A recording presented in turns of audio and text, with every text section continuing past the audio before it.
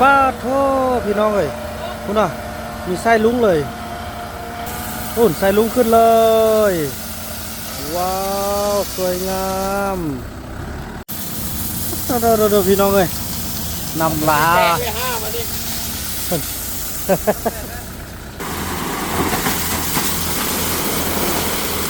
โอ้โถ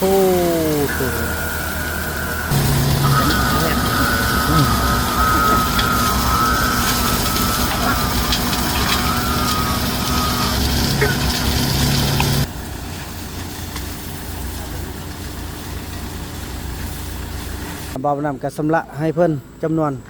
18 ล้านกีบพี่น้องเอ้ยเนาะในสำเร็จเนาะครั้งวันขอบอกขอบใจพี่น้องเอ้ยทางยาแม่จันดาลีคำวงศาพี่น้องเอ้ยที่เพิ่นได้ช่วยได้สู้ได้เป็นเจ้าภาพบ่อน้ำบ่อนี้ก็เป็นบ่อน้ำของยาแม่จันดาลีคำวงศาตลอดไปมีชื่อได้พี่น้องเอ้ยนี่น้ำบาดาลยาแม่จันดาลีคำวงศาเย็นดีบ่ทุนนำพื้นดินพี่น้องเอ้ยพุ่นเนาะบักแห้งเขาจะได้มันบดก่อนพี่น้องไอ้ตัวอันนี้มันคือว่าแหละตัวมือพอเขาจนมันซื่อมันเลยโอ้เย็นดีขนาดพุ่นนะพี่น้องบักแห้งพี่น้องเอ้ยเนาะ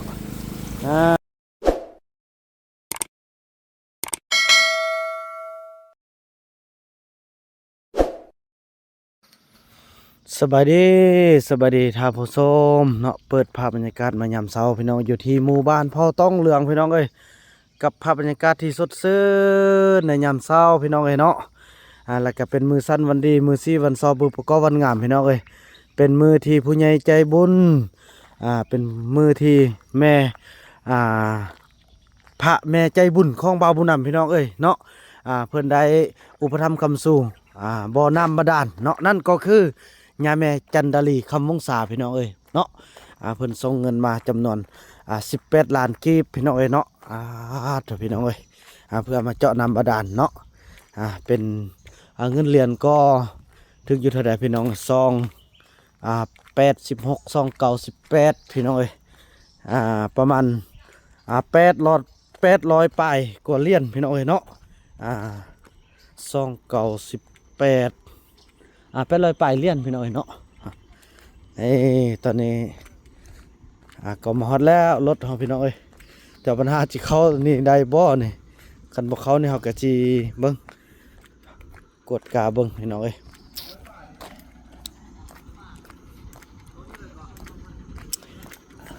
นี่ไอ้น้องวันคันรถเขาเข้าบ่ได้อันนั้นรถอะไรบ่ลองมึงดูแล้วเขตนี่ในเบิ่งนี่ก็สิแม่นบ่อน้ำแล้วแหละเนาะมีเนาะนี่เอาสักเข้าหน้านี่เลยขึ้นแถวนี้เอากวางเลยบ่นั่นก็ได้เถอะพี่น้องเอ้ยมาฮอดมาเอารถหัวรถเอาเข้ามาบ่เขาต่ออันว่าเรื่องอันนั้นบนเจาะเจาะในพี่เลยเนาะเจาะนอกบ่ได้เจาะบ่ได้เพราะมันก็เลยรถหน่อยเขารถปั่นไฟเขาปะนอกเป็นวิศการเพิ่นจัดการโอ้มาฮอดมาถึงแล้วปั๊บบัก10เลยบัดนี้ไอ้เฟือง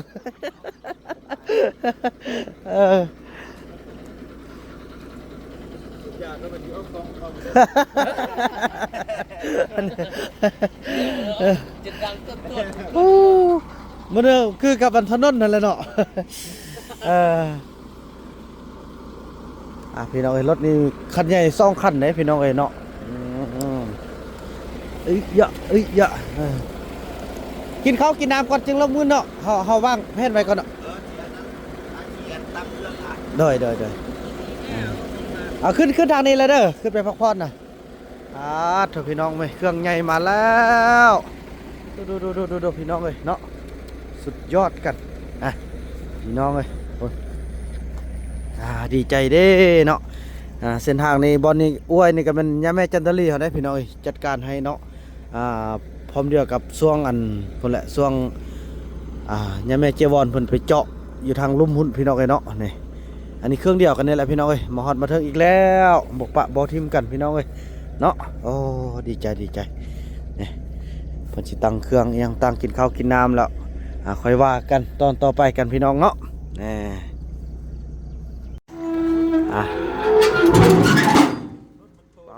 โถ พี่น้องเอ้ยเนาะ จานนี่โน่ อ่า มีซ่องซ้ำบ่อนนั่นน่ะนี่ไปนี่เด้พุ่นน่ะตัวครบเรียกงานป้าเท่ารถลุยมาแต่นครหลวงเด้นี่รถจักรน้อยเฮานี่ เออ โดนพักเมื่อวานเนี่ยมันทิ่มมันฟาดเข้าเลยโอ้ขี่ลงไปพี่ลงมาขี่แม่ผมกล้าขี่แล้วเกี่ยวแม่เสื้อเกี่ยวดีๆด้วยเดี๋ยวไม่คอขาลมมัน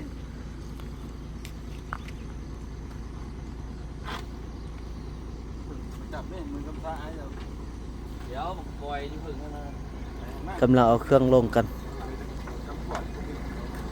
นี่เป็นอุปกรณ์เนาะโอ้ถูกไอ้เฟืองว่ะเครื่องใหญ่แท้ขึ้นมาบ่เคยเห็นไอ้เฟืองว่ะอ่า วางขึ้นนะเดี๋ยวไอ้ที่มันล่างเบ๊กนี่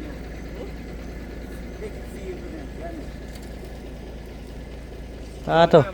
ย่างยังไม่ไหม้ได้นี่เนาะ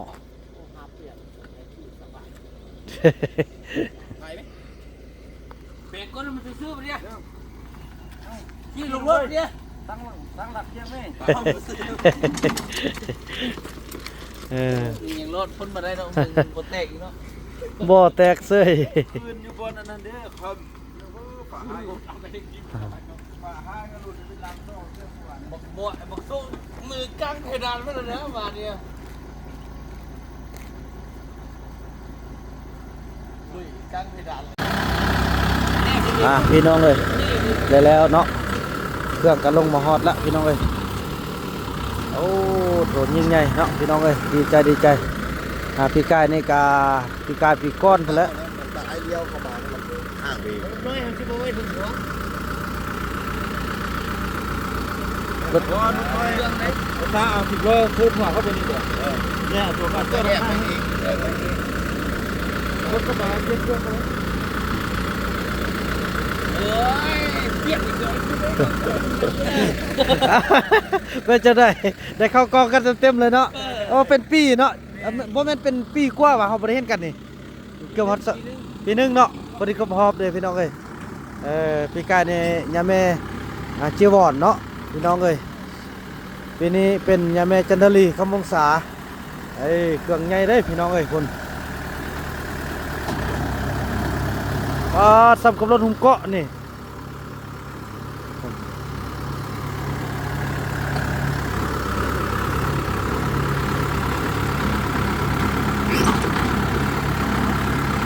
ไอ้เครื่องคือสิดีใจพี่น้องไอ้คุณบอก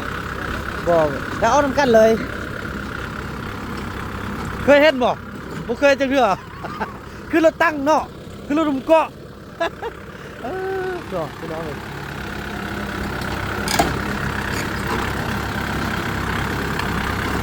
โอ้ดีใจที่ว่าแม่จันทลีได้ดึงขึ้นดึงห่อนสวยเรือเข้ามาหอดมาเทิงพี่น้องเลยนี่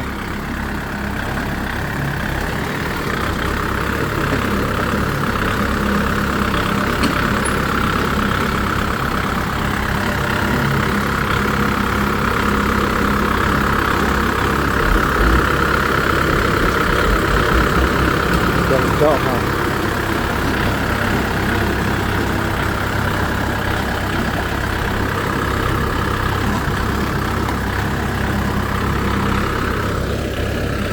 เขามันยึดบ่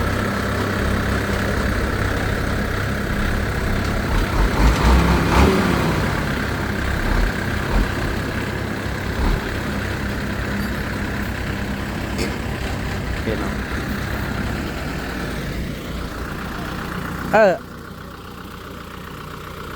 เอาแบบนี้เลยแหละโอเคน่าจะสิได้แล้วกันน่าจะสิสะดวกจัดการเลยพี่น้องเนาะพอเขาจะเจาะบอลนี้พอรถเนี่ยเขาบ่ได้พี่น้องเอ้ยขอให้มีน้ำเด้อโอ้จะได้จะดอนเลยมื้อนี้เนี่ยแม่จันทลีคำมกซาได้มาสุดมาช่วยเด้อขอให้มีขอให้เป็นน้ำคลิปน้ำแก้วผู้ใดได้อยู่ได้กินแล้วก็ขอให้มีเหือมีแห้งขอให้เป็นผลบุญขอให้เป็นบุญคำนำสู่ไปช่วยยามแม่จันทลีให้ ข็งแห้งเด้อให้ร่ำให้รวยให้มีอยู่มีกินรวยเท่าใดให้รวยขึ้นตึมเด้อน้องเอ้ย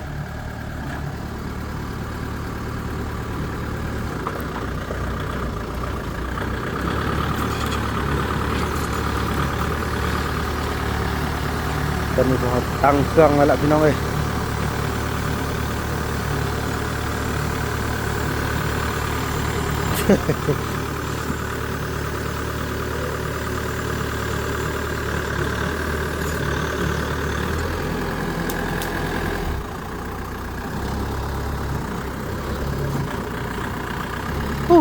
คักสุดเนาะปักหลักสนิทเลยพี่น้องเอ้ยดีใจดีใจ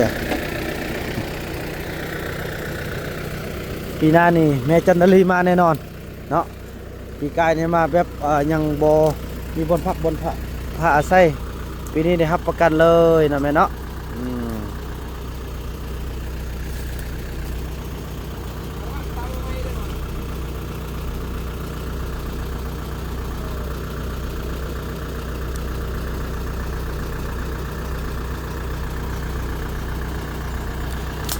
พี่น้องเอ้ยเตรียมจะไปกินข้าวกินน้ำกันก่อนเนาะ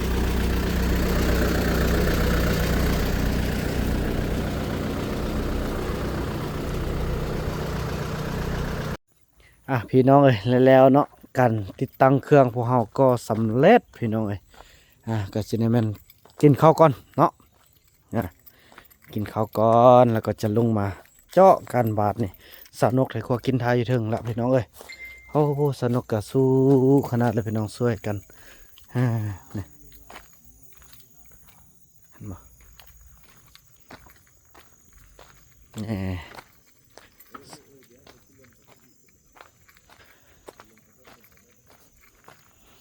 นี่พี่น้องเลยเนาะโอ้โถเกี่ยมแล้วได้เกี่ยมเจาะเนาะเกี่ยมเจาะเกี่ยมยังตังละกินข้าวแล้วก็ลงมาวันนี้รุ่นเบิ่งว่าจะเลิกหรือจะตื่นพี่น้องเอ้ยส่วนปีกายนี้ยาแม่เฮายาแม่เจวอนเนาะเพิ่นจุกอยู่ทางใต้เพิ่นกาเท่าไรลายแมตเติมได้พี่น้องจักแมตก็ลืมแล้ว50-60เพิ่นบ่เนาะก็ถือว่านำกลุ่มใส่ตลอดปีเลยอันนี้ก็จะแม่นเจาะทางนี้แล้วเอาขึ้นมาใส่เปลืองเทิงพี่น้องเอ้ยเป็นการบริหารโรงงานผลิตยาเป็นการต้อนรับ FC ที่มาเยี่ยมเป็นการใส่อยู่เทิงพี่ละพี่น้องเอ้ยยาแม่จันทรีเพิ่นเป็นห่วงพี่น้องเอ้ย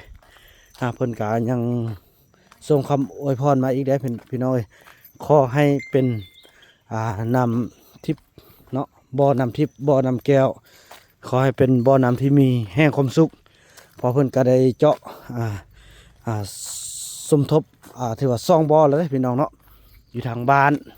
พี่น้องเอ้ยบ้านเฮือนของบ่าวนำเนาะก็มีเพิ่นแล้วก็แม่เจวอนอีกพี่น้องช่วยกันพี่น้องมามื้อนี้ก็ยังนำมาช่วยอีกพี่น้องขอบคุณเด้อย่าแม่เนาะไปพี่น้องกินข้าวกินน้ำแล้วก็ว่ากันต่อไปเนาะและตอนนี้พวกเราก็กำลังพี่น้องเนาะเริ่มลงมือแล้วพี่น้องลงมือกันละ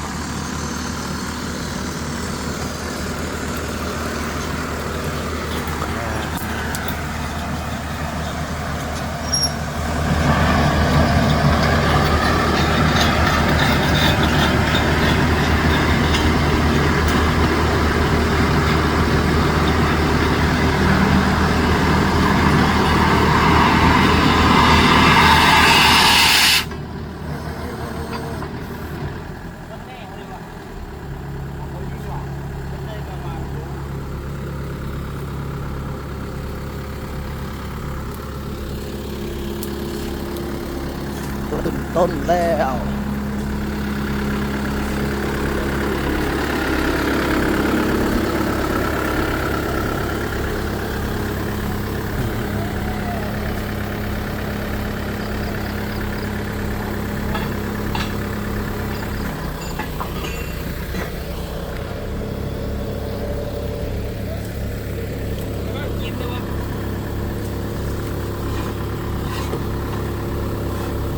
เอาเหล็กใส่มัน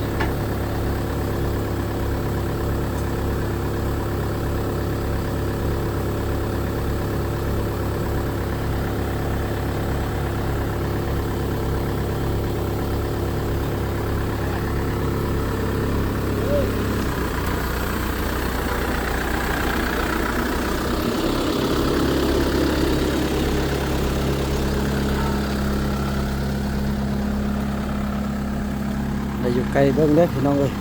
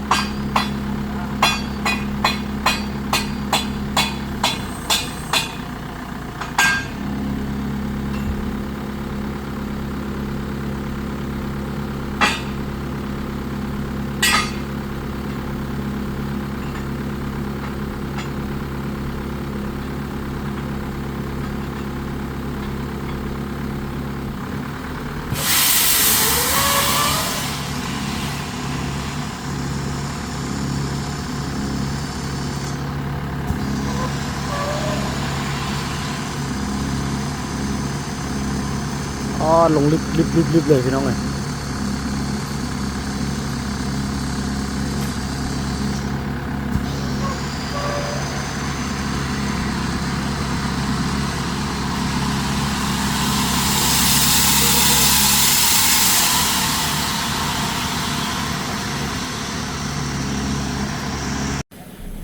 ถือว่าท่านผู้ชมเนาะตอนนี้ก็ถือว่าน้ำของเฮาก็ใกล้จะถึงแล้วดินมันก็จะเหนียวมันจะยากนะเฮาจะได้เอาน้ำเนาะมาใส่พี่น้องเอ้ยท่อเบิ่งปุดนั่นได้ว่าบัดนี้ต่อได้บ่ป้าเนาะมีท่อบ่ฮะเฮ็ดซะได้ฮะท่อไอ้เฟื่องอยู่ไสบ่สิเอารถออกไปก่อนพี่น้อยเนาะไปพี่น้อยต่อน้ำขึ้นไปรอลื่นกันพอใกล้จะถึงน้ำแล้วพี่น้องเอ้ย แกหอมโบให้สกระตุกนี้ไปยังทีง่ายกว่าบอกไปเลยเนาะ ลองเบิกมาละ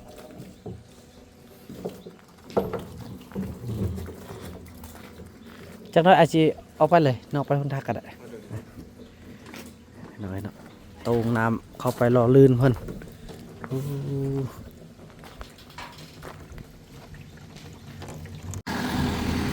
ตอนนี้ก็ถือว่าได้เอาน้ำมาฮอดพี่แล้วพี่น้องเอ้ยเนาะโถเอาน้ำมารอลื่นพี่น้องเอ้ยคุณฮอดน้ำละแต่ว่าเดี๋ยวใส่รอลื่นพี่น้องมาน้องๆมานั่งเบิ่งน้ำกันเลยน้องๆกับมานั่งเบิ่งน้ำไม่ควรห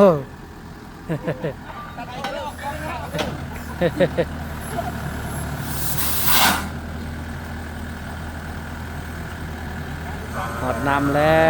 วขี้ต้มอันนี้มันเกลื่อนบ่ฮะไอ้ขี้ต้มนี่เกลื่อนบ่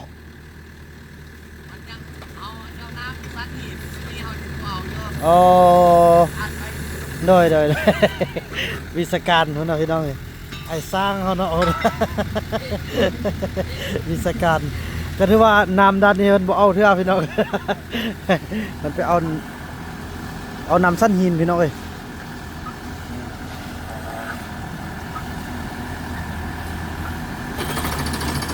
โอ้ฮอนบางหินแล้วเนาะโอ้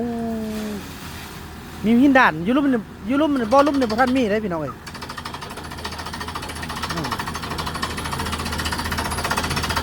โอ้คันดังสิเนี่ยมันบางหินเนาะแต่ว่าอยู่ลุ่มมันบ่ทันมีเนาะ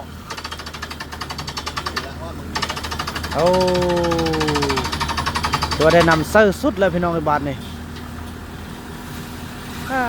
เบิ่งบ้านนั้นนับเบิ่งจักท่อจักแมทพี่น้องเอ้ย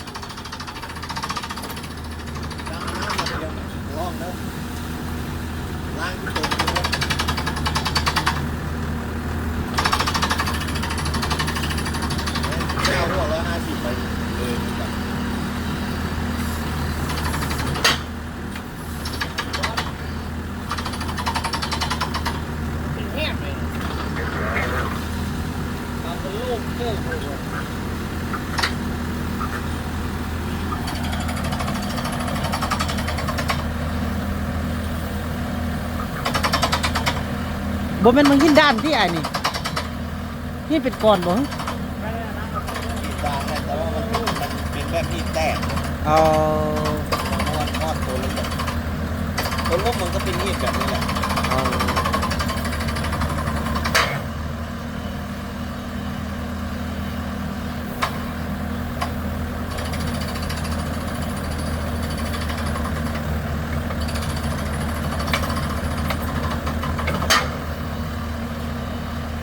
ตัดตั้งไว้แล้วก็เอาน้ำใส่มาได้ไหม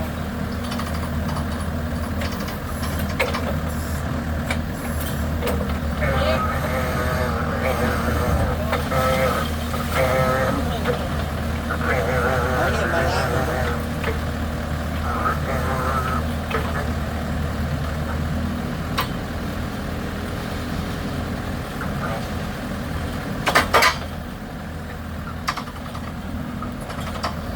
เทศกาลล้างเบิ่งนี่แหละพี่น้องเอ้ย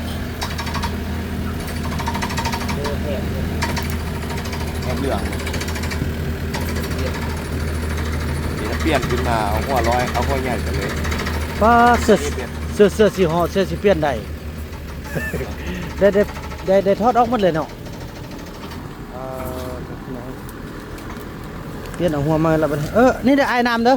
นี่ได้น้ำกินเด้อเบิ่งบัดนี้เฮานับมีหัวโจอันนี้กับน้ำโจ แม่นแหละ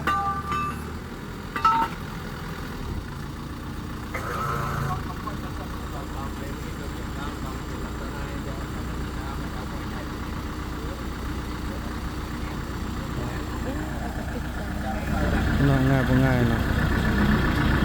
ปิ้งอยู่ดิคนโง่ไปเลยนะคนบริโภคแล้วทางการดันขึ้นนะ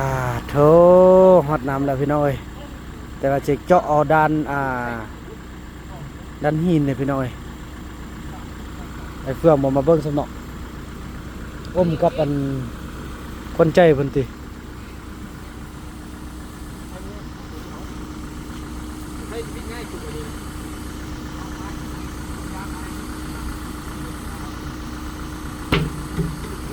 โดยเนาะ แม่นแหละ อู้โธ่หนักออกมาละหนักออกมาละพี่น้อย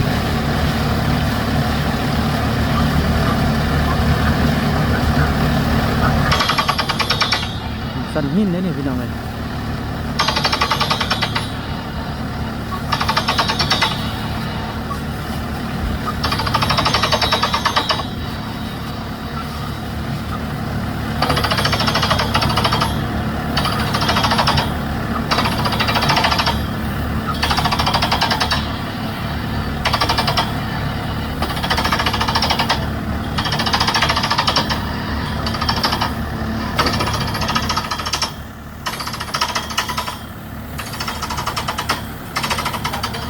เริ่มเย็นแล้วพี่น้องเริ่มเป็นแบบฟอยละอองน้ำแล้วบัดนี้น้ำเย็นแล้วอันนี้ก็มันเอาน้ำมาล่อเนาะรอลื่น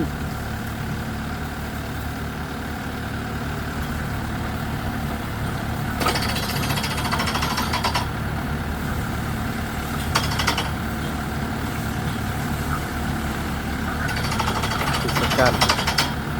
ยามบางที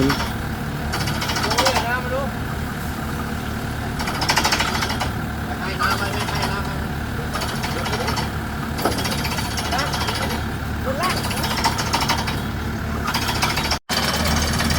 ตัดโตพี่น้องเอ้ยพอด35-36 เมตรแล้วพี่น้องเจอด่านหินแท้ๆแล้วพี่น้องบ้านนี่โอ้มีกินนานๆเนาะคิ้วขึ้นมาเลยเนาะนั่นบอกกินคิ้วเลยเพราะมันหินด้านเลยพี่น้องคุณ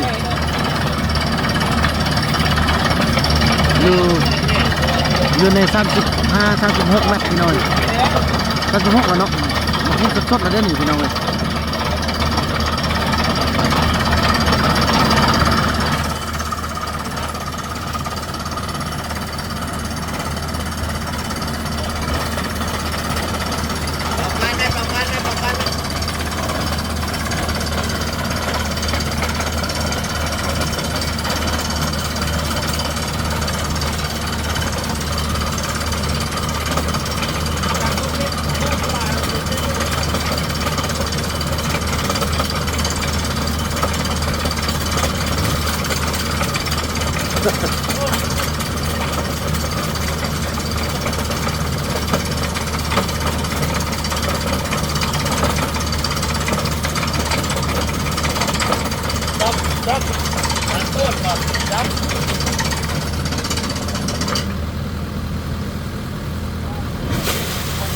โอ้โอ้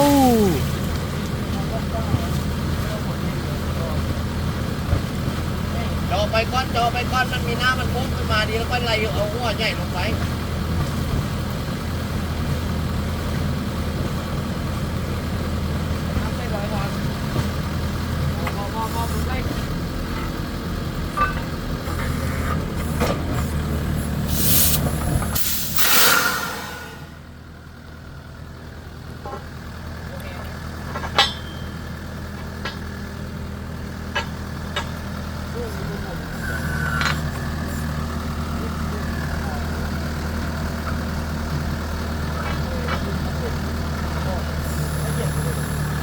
มาดูโม่กันแล้วก็ยิงแม่งเป็นตัวดีอยู่เลย เนาะ ตั้มตอนนั้นน้องเบาขึ้น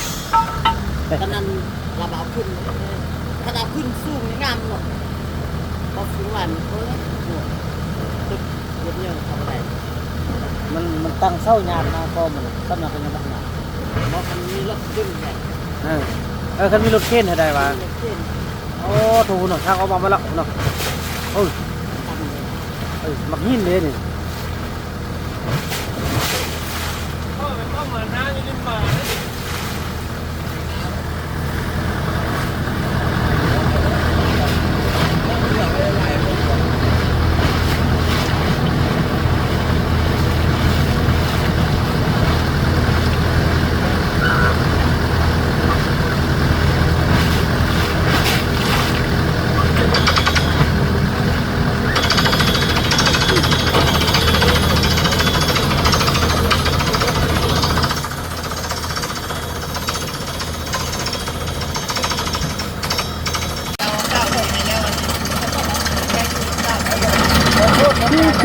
พี่น้องเอ้ยถึงบ่อน้ำที่เรียบร้อย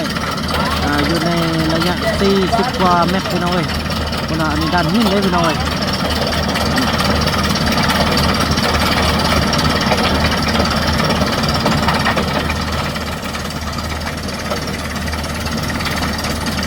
คนบ่อน้ำพี่น้องเอ้ยน้ำไหลลิดเลยพี่น้องเอ้ย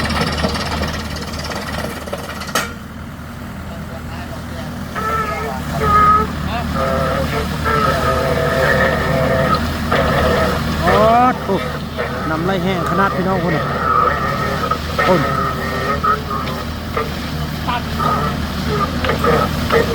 น่ะ ว่าลุกนะเดี๋ยวนี้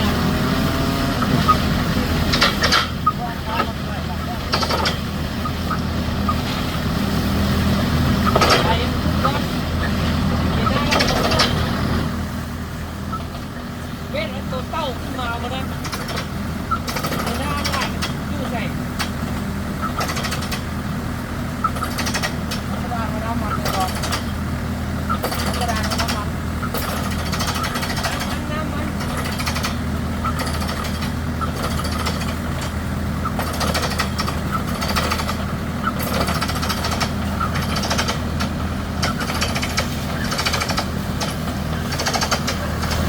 เอาหน้าพุ่งกระจายเลย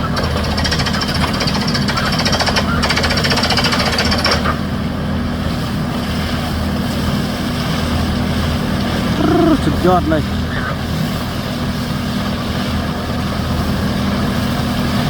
หลายก็ได้นะ เนาะ หลายมันขึ้นมาด้วยนะหลายมันขึ้นก่อน นี่เราเริ่มขึ้นแหงเลย ไอ้บ้านเป็นโรคเลยเลยโอ้โรคเนี่ยที่นั่งดูเนี่ยอ๋อ เจ็บก็ร้อนเจ็บปะ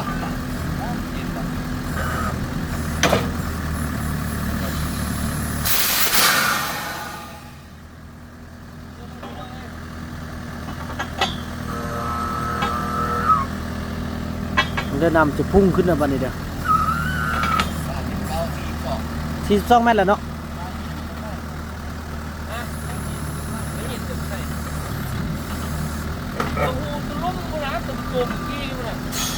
เอาหัวใหญ่รวมลงพ่อไปไว้บนเลย เอาหัวใหญ่ลงไปหัวจาก15 เมตร พ่อหมายถึงขึ้นมา เอาหัวใหญ่ไปหัวจาก เอาหัวใหญ่ไปไว้เอาพ่อไปไว้35ว่ะตายเลย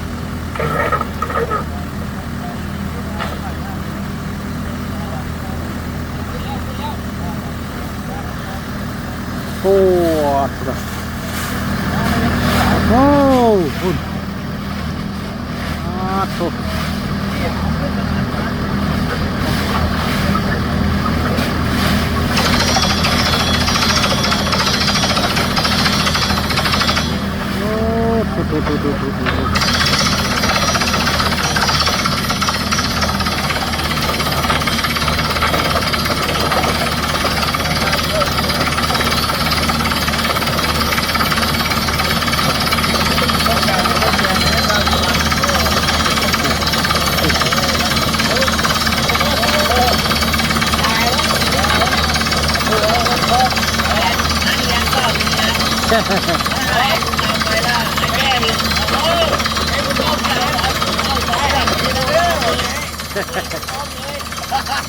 อ้ในสร้างยังโสดมันบอกโอ้เน่ในสร้างมันยังโสดอยู่พี่น้องอยากได้เมียซัน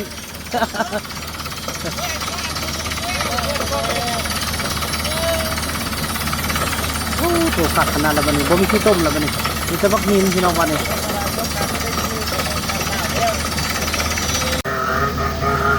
ถือว่าตอนนี้พี่น้องเอ้ยเนาะก็ถือว่าก็น่าจะโอเคแล้วพี่น้องคุณเนาะโอ้โห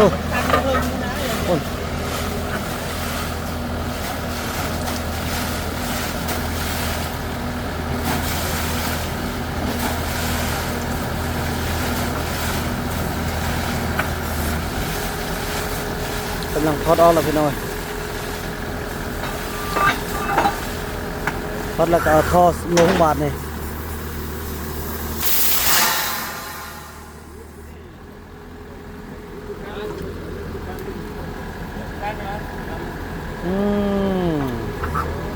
สุดยอดพี่น้องเลยทุกอย่าง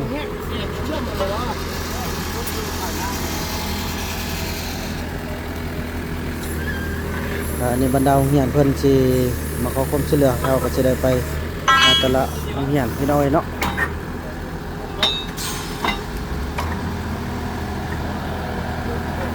ไล่ขึ้นเลยได้พี่น้องบ้านนี้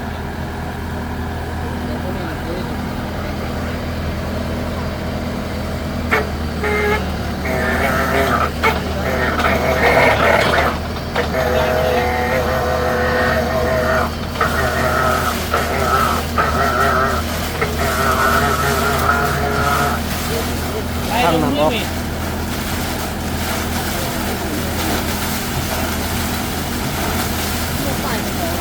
ฮะประมาณชั่วโมงกว่าเนาะต้องชั่วโมงบอกประมาณชั่วโมงกว่า2 ชั่วโมงพี่น้องในการจัดการเนาะ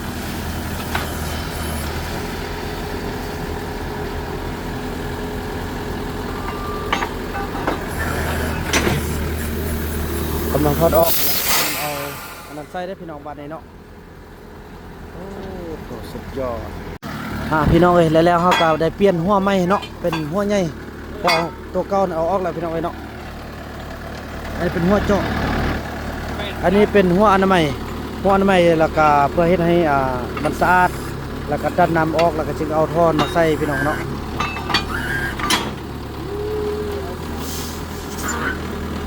2 3 4 5 6 7 8 9 10 11 12 13 15การ15เนาะ15พี่น้อง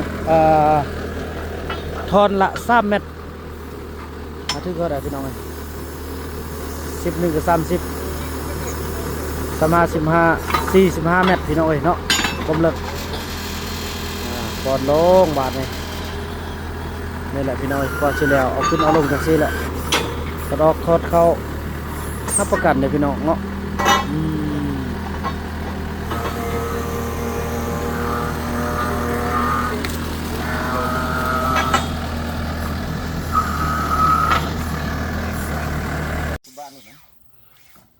กับแม่นแล้วคือเพื่อพันโฮงกระทำพะโลดใช่ไหมถึงบ้านไปเนี่ยเสร็จแล้ว ตอนนี้กำลังป้อนท่อพี่น้องเอ้ยป้อนลงแล้วก็เดี๋ยวเรียบร้อยบ้านนี้ ตอนนั้นสร้างย่างมาเต็มบ้านนามานอนอยู่เฮียนท่านได้นี่เด้ โอ้ วัดเมืองปานอาจารย์วัดขากลับมานอนอยู่บ้านออกจากเมืองปาน ตะกี้มีสร้างได้ตะกี้ ไปเอาไฟเนาะ ย่างไป75คน13หมู่บ้านย่างไปเก็บไฟละมื้อนึง40 บาทเลย อืม โอ้ยหม้อนี่มันฟักต้มอยู่ พักเขาพักผ้าประเทศกินซาลาเปากันบ่บัดนี้ไปย่างได้ ปอนทอพี่น้องเนาะ ปันกันเนาะโอเค โอ้แสดงว่าเขาปลามันแห้งนิดนึงเนาะเอา หลายเส้นเลยถอดนั้นของบ่มักอันนี้ไอ้กระบุกะยะ สี่เท่าไหร่ก็45 เมตรเนาะ แม่นลุง 45 เมตรพี่น้อง พอกินยะ ถือว่าตอนนี้พี่น้องป้อนท่อก็ใกล้จะเสร็จแล้วบ่าวบุญนำก็จะได้ออกไปเอาหินบดพี่น้องเนาะบ่แม่นหินบดเอาหินธรรมชาตินี่แหละพี่น้องเพราะว่าใส่กันตองน้ำเนาะตามวิศการได้พี่น้องก็ถือว่าสิได้ออกพาไอ้เฟืองออกไปเอาก่อนพี่น้องเนาะพอเอาไปใส่กันบ่ให้อันแบบว่ากันตองน้ำว่าซั่นซะพี่น้องเอาแบบมาตรฐานเลยเพราะว่าย่าแม่เพิ่นจัดหนักจัดเต็มให้พวกเขาก็ได้ดูแลทุกอย่างให้มันเต็มที่เลยพี่น้องเนาะให้ได้นำที่ว่าได้คุณภาพให้ได้นำที่ใส่ตลอดไปพี่น้องซัวลูกซัวล้านพุ่นแหละพี่น้องเนาะบ่อน้ำบ่อนี้ก็จะเป็นบ่อน้ำของยาแม่จันทลีคำพงษาเพิ่นก็ทางลุ่มมันก็จะเป็นบ่อน้ำของยาแม่เจียวอนนี่ถือว่าตราบใดที่โลกใบนี้บ่สลายซองบ่อนี้ก็จะบ่มีการเปลี่ยนแปลงสื่อของผู้ที่อุปถัมภ์คำสู้นั่นก็คือทางซองย่าแม่เฮาพี่น้องเนาะไปมันเดินทางกันพี่น้องพี่น้องแล้วก็มาฮอดบอลเอามาหินก่อนพี่น้องนี่เอาหินไปใส่ฮอดนาเงินมาบุญนำแล้วพี่น้องนี่บ่อนั้นก็เป็นบ่อทางทีมงานเฮาเจาะได้พี่น้องเนาะอันนี้ก็เป็นการสมทบทุนระหว่างย่าแม่จันทลีคำพงษาและก็ทางยาแม่เจวอนเฮาพี่น้องเนาะนี่เพราะว่าตอนพวกเฮือนพี่น้องมีทางยาแม่เจวอนแล้วก็ยาแม่จันทลีคำพงษาเนาะเพิ่นส่งเงินมาช่วยพี่น้องเนาะนี่แล้วก็ได้ทาง1บ่อน้ำนี้นี่2ก็ได้ว่าเรื่องเทคานอีหยังต่างเนาะยาแม่จันทลีเพิ่นก็ส่งมาเติมปุกอันนั่นนะพี่น้องเนาะนี่อ่างน้ำแท่งน้ำพุ่นทางล่างพุ่นพี่น้องนี่พี่นาพี่นายก็ได้สมใส่กันละพี่น้องขอบคุณใจน้ำพ่อน้ำแม่ที่เป็นห่วงเป็นใยลูกเนาะไปลงมานำยกมือกันพี่น้องพาเธอเมทาแพทย์ก็มาเบิ้งเนอะเธอมาเบิ้งนี่เนอะเบิ้งลูกเบิ้งล้านเนาะกินข้าวละให้เรากินข้าวละ กินน้ หักเอา ำ เนี่ย แต่งหาเขาให้กินข้าวกินน้ำอิ่มแล้วก็หินค่อยลงมาแล้วซิ่งน้ำล่างมาแล้วกวักสิละย่างน้ำล่างลงมาเบิ่งเราคือจะยักมาแล้วกวักเสยนี่แล้วก็มา คำน้อยก็มันมอบเบียกทางมันมาหน่อยนี่พี่น้อยโอ้มีต้นหมกไฟด้วยนี่ต้นนาก็จะมีหมกไฟย้อนแคมทาง ตอนนั้นมาเขาตัดกบเป็นมาปลูกอยู่ เอ้ย กบยิงอย่างนี้ แกถือว่านี่ไม่ยัง ยาน่ะเอาไปตัดเอาอันนี้แหละตัดบอลมันตาลอันนี้จ้องไว้เด้อกำลังซื้อโค้งเนาะเดี๋ยวพูดอ่ะเดี๋ยวมันเทิมขึ้นพูดเลย คืออะไรมันหมดเลยตอนนั้นเบอร์มันงาม คักเนี่ยกำลังซื้อโค้ง เป็นป้ามก็ จ้องไว้เนาะเสียดายตอนนั้นเขาทางบูฮูเด้ตอนนั้นคือว่าแล้วมันเฮาบูฮูตอนนั้นเนาะ นั่น ไอ้ มันหม เฟื่อง ด บ่หันมาบ่ เนี่ยแค่นั้นมันหมดก็ เนี่ยดี ไอ้เฟื่องเจ้าหูยาแล้วที่ให้ลูกอุ้มปั้นก็ยันเขาอันบ่หูยาจะปัดนะเจ้าหูปัดแล้วนี่ ใกล้จะสำเร็จแล้วพี่น้องเกี่ยมนี่เอาแห่นี่ใส่เอาไดปอนลงก็ถือว่าสำเร็จพี่น้องเนาะเอาได้ทิมก็ได้เนาะได้ทิมไปพี่น้องเอาโอ้ยดีใจพี่น้องสุดยอดเลยใส่ท่อใส่ยังหมดละ กำลังแปลงเครื่องจักรเนาะพอเมื่อกี้ได้ทอดเลยพอเฮาได้เอารถออกไปทอดแล้วก็ซุปเข้ามาเฮ็ดต่อพี่น้อยป้าโทพี่น้องเอ้ยคุณน่ะมีไส้ลุงเลย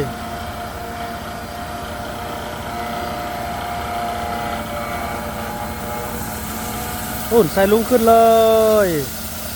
ว้าวสวยงาม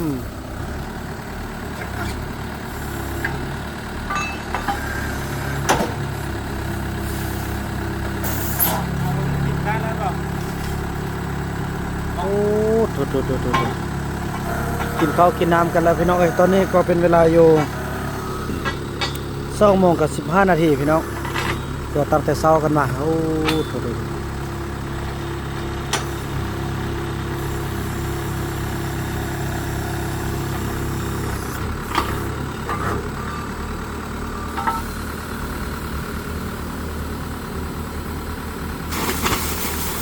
โอ้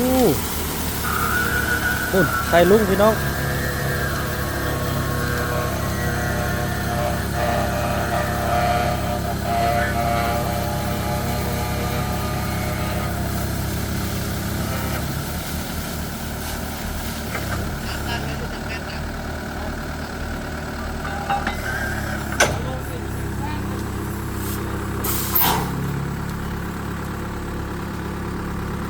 เล็กนี่นัก33 กิโลเลยพี่น้อยเล็กนี่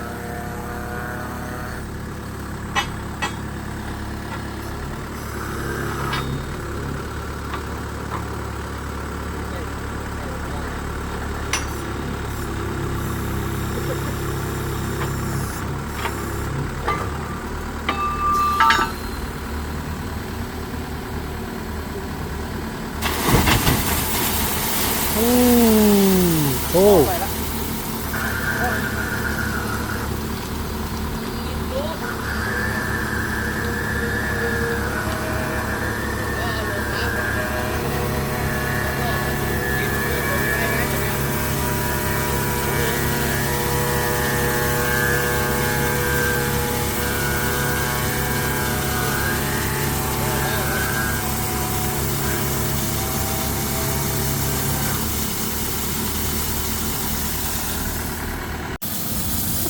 ดูพี่น้องเอ้ยนำลา แตกไปห้ามาดิเดี๋ยวพ่อแตกใส่เว้ยโอ้โหพาวเวอร์นี่ นำจานเลยพี่น้องเอ้ยเนาะตอนนี้ก็กำลังจะต่อสำเร็จแล้วใกล้จะสำเร็จแล้วเด้อนี่ ยูล่ามันบุรีเลย นำจานลงมาเลยพี่น้องนะบะหมี่ติ๊กหมดเลย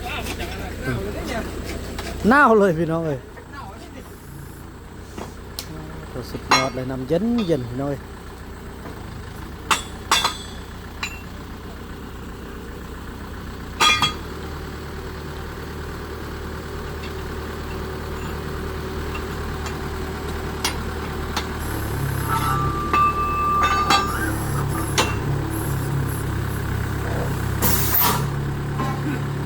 ตัวลายขั้นตอนขนาดก็จะแล้วพี่น้องเอ้ย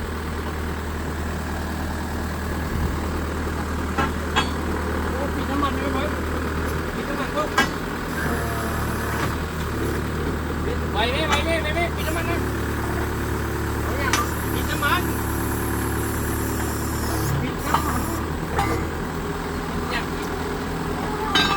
ฝากเพื่อนเนี่ย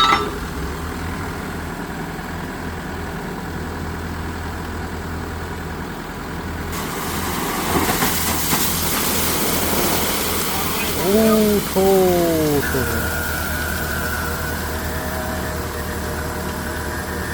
ลายขั้นตอนขนาดพี่น้องเอ้ยตัวเสร็จแล้วบอลหนึ่งก็เป็นมือเลยนี่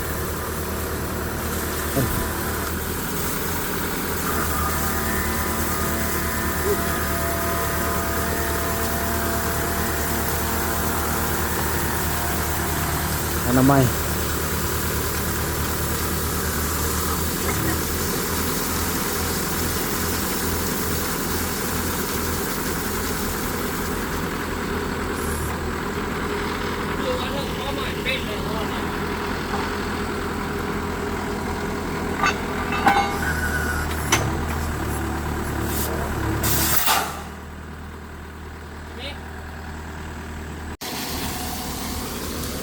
ตอนนี้ฮอตกันตอนที่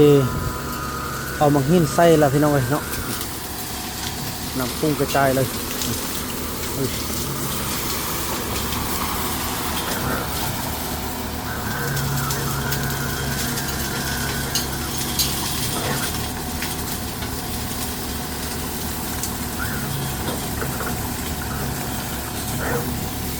หน่อยก็มาเบิ่งพี่น้องเฮ้ย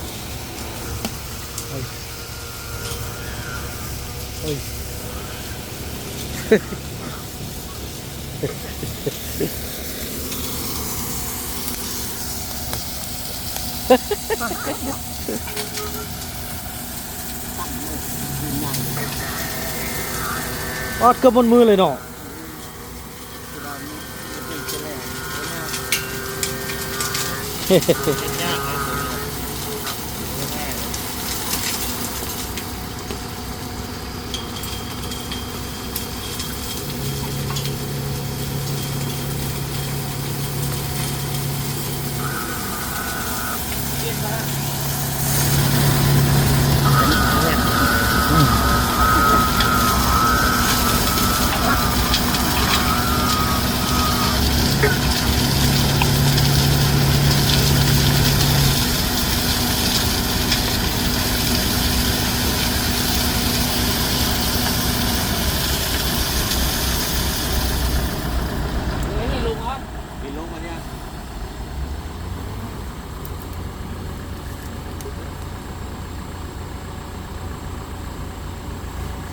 หินลง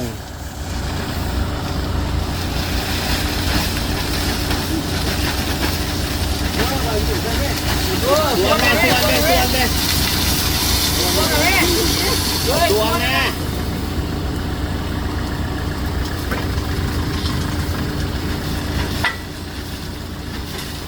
เอานี่ลงไปเพื่อนแม่แล้วก็ไอ้เพื่อนแม่พี่เกียร์ลงแล้วเนาะ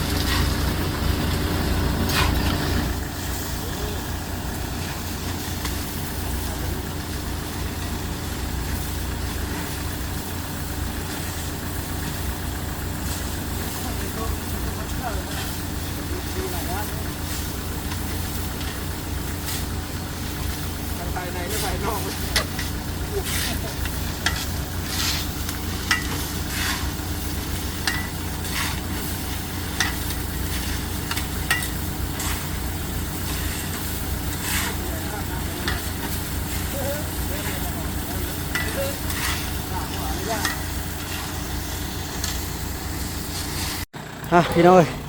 ตอนนี้เขาก็เอาจักจะมาดูดน้ำทดลองกันเนาะนี่ทางไอ้ใหญ่เขากะกิจการเขานี่จะได้ต่อได้ละต่อได้น้ำกันจะได้จนมันซื่อคนได้พี่น้อย นี่แหละเนี่ยโอ้โถน่ะได้แห้งได้ใหญ่ได้พี่น้อยยอดเลยเรียบร้อยแล้วได้ดอกโถจบภารกิจเมียนลบเมียนลาแล้วก็ได้ ใช่ยิงไหมปะเนี่ยโมไม่ได้นะไหนมันจะบุกน้ำผู้หญิง ต้องไปฮอดแทนเลยเนาะ เปิดลมเปิดเลย ปิ้วเลยเนาะ รัดใส่ยาง40ไหม เดี๋ยวพี่ย่างรถของเขา สำเร็จกันไปพี่น้องเอ้ยเนาะพี่น้องตอนนี้กำลังยายทรายเขาเนาะโอ้โถได้เอาลงแล้ว ก็จะเสื้อ37 เก็บเตือนมันตามสองเอาห้องนี้ ไปซะพ่อกันเตือนนะต้องหูด่าน 37 37 39นะ ที่จะใส่เก่า สายท่อ4เส้นเขาก็36แล้วมาเสื้ออีกโอ้ โอ้ยพอ4เส้น3 เส้น เก้าเส้น10เส้นนะพ่อนะ นี่มันตัวเส้น4เส้นผมไม่เนาะมันกิน เละอะไรวะ แม่นเหรอวะ ไอ้เฟื่องมาได้ออกมันจนเซอร์เลยล่ะพี่น้องเอ้ย 40ก็ลงอยู่45ในใดเนี่ย35ลง35เนาะ คือว่าความลึกเขาหมด45เนาะ ไอ้ตัดนี่เปล่าเม็ดครับ เส้นมันเส้น อืม พันมันก็หลายแม่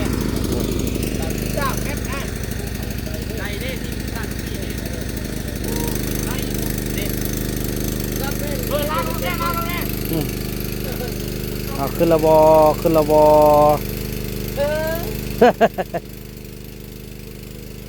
เออนั่นออกมาแล้วพี่น้องเอ้ยเขาจะได้ โอ้น้ำก็สักเครื่องกันเชื่อใจแล้ว น้ำแรกเลย น้ำแรก น้ำแรกเลย มือย่องดีได้ ได้ปะจนมันไส้พอแล้วพี่น้องเอ้ยอืม เอาได้เอาตัวนี้เลยว่าปิดหม้อนี่ โดยไม่แหละ เอานี่เลยวะ โดย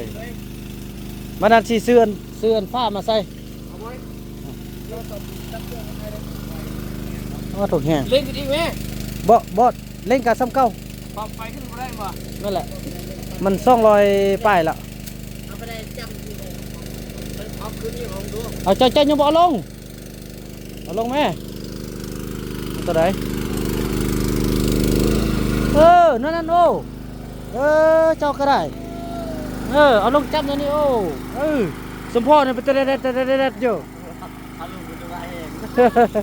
บ่เอาลงจำเลยโอ้เมื่อกี้เนี่ยบ่ได้มันแบบนั่นคักแล้วบ่ดิ กล้า เอาไว้กลางเลยสมพ่อเลยจักบ่เสถียรเนี่ยสมพ่อเนี่ย ไปไว้เดี๋ยวก่อนจะได้ไปขึ้นไปทางขึ้น พี่น้องเลยยอดเลยเอาขี้ดินเข้าใส่ขี้ดินจนมันเต็มหมดเลยเนาะสิเต็มอยู่บ่นี่ เสียง เดินเนาะนี่แน่ใส่มันแน่นพี่น้องเลยจบภารกิจพี่น้องเอ้ยจบภารกิจพุ่นน่ะน้ำก็คือว่าเริ่มเซ่อแล้วเนาะน้ำก็เริ่มเซ่อแล้วเนาะ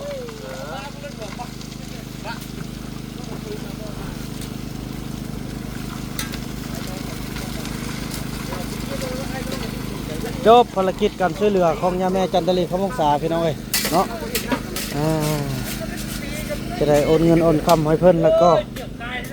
เดินทางต่อได้พี่น้องเอ้ยบ่าวดำก็สิได้ไปนำเพิ่นคือเก่าจะเป็นมื้ออื่นเนาะพอประสานเวียกให้เพิ่นละมื้อจะได้ไปนั่นนำเพิ่นพี่น้องเอ้ย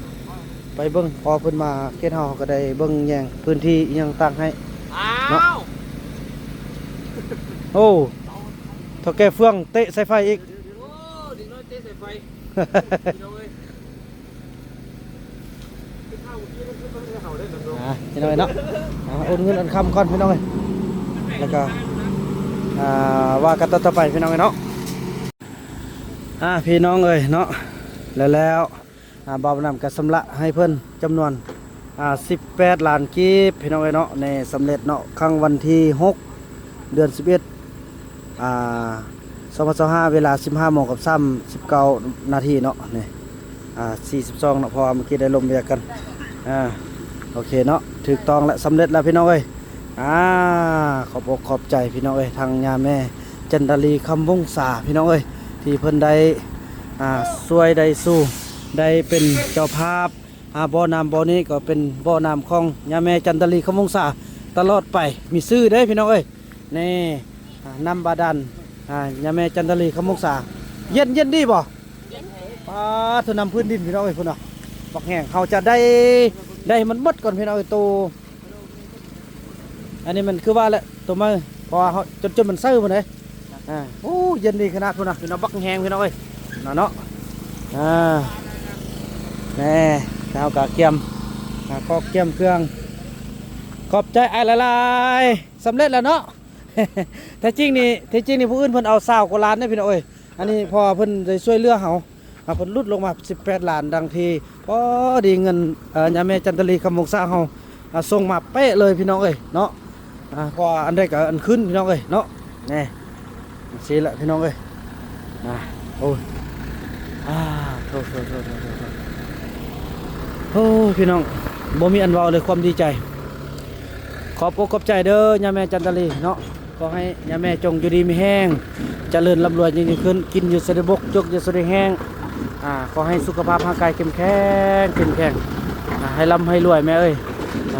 อย่าเจ็บอย่าจนเด้อแม่เด้อรวยเท่าใดแห้งรวยขึ้นเป็นร้อยเท่าพันเท่าย่าแม่ช่วยพ่อลูกในครั้งนี้ขอให้ย่าแม่ได้กลับขึ้นมาเป็นร้อยเท่าพันเท่าด้วยเถิดสาธุเนาะคลิปนี้บ่าวน้ำจะขออนุญาตจบคลิปกันเพียงเท่านี้ก่อนมื้ออื่นบ่าวน้ำจะนำเพิ่นไปเนาะคลิปนี้บ่าวน้ำขอกล่าวคำว่าสบายดี